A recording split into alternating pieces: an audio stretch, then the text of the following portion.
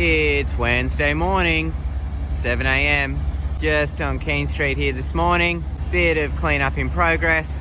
So last night was the first public meeting for the New South Wales flood inquiry to examine the preparation and response to the floods and to get the ball rolling. It was a packed house with many tuning in from home as well. It was such a powerful night with many moving and sad stories, but very informative and important nonetheless. It was a night where many criticisms were put on the table and many different kinds of questions and concerns were raised. People brought up issues like why were locals left to fend for themselves in the rescue efforts. The majority of locals felt great inaction from our federal government, plus the lack of warning, communication and lack of advice when the floods hit. Also asking questions why businesses and locals still have not received any kind of grant, even being 2 months since the floods. There were requests to inquire into organisations like the Red Cross to see exactly where that donation money is really going, and many also pondering the causes of the floods, like why the government continued to fund fossil fuels in the wake of the floods. Also questions about alleged cloud seeding, as well as the possibility of global cooling. So there were many different kinds of takes and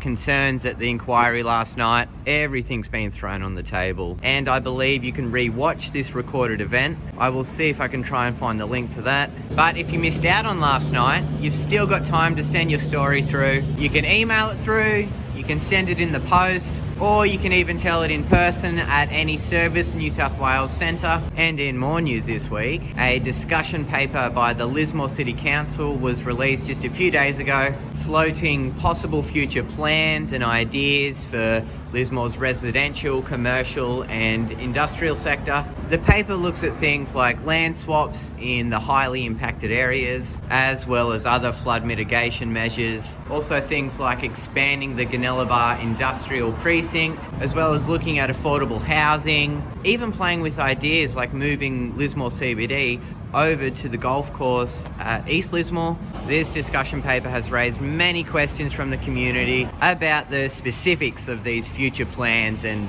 recommendations. So any questions or imaginative ideas you've got, send them through, because this is what the discussion paper is for. You can write or email your questions in. I'll put that link below, as well as the link to the discussion paper itself that I'm referring to. Go have a little squizzy. So there's plenty to have a say on at the moment, whether it's the flood inquiry or the discussion paper. Go and share your thoughts. So last week, the visionary legends that are the Living School here in Lismore have announced their plans to revamp the Brown and Jolly building here. There are plans for a walled garden, fruit forest, tree houses, a new library, a creative art space and much more at the forefront of this development. This new design will fully utilise the CBD with things like the building's plans and height and building material, obviously being designed around future floods. How exciting is that? I'll put their Facebook post below for more details. And just to finish up today, you better stretch those hamstrings because International Dance Day is tomorrow. Sprung have collaborated with the Lismore Quad here,